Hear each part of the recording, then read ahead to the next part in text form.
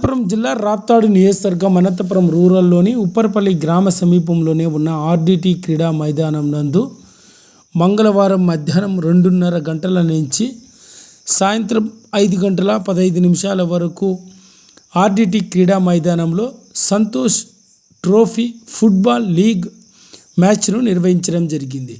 ఈ మ్యాచ్లో కర్ణాటక, అండమాన్ నికోబార్ ఫుట్బాల్ జట్లు తలపడడం జరిగింది. ఈ కార్యక్రమానికి ముఖ్య అతిథిగా రాష్ట్రపతి అవార్డు గెలుచుకున్న రాజారత్నం ముఖ్య అతిథిగా హాజరై టాస్ వేసి ఫుట్బాల్ మ్యాచ్ను ప్రారంభించడం జరిగింది.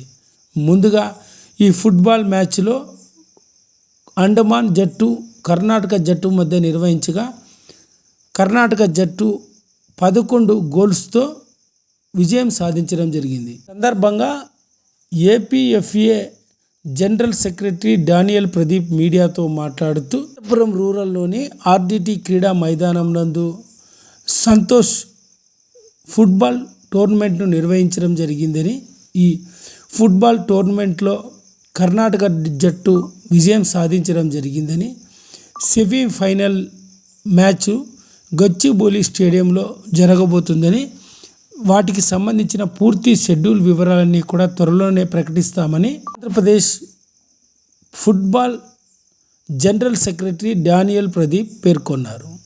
ఈ కార్యక్రమంలో ఆర్డిటి మేనేజ్మెంట్, ఇతర సిబ్బంది అంతా కూడా పాల్గొన్నారు.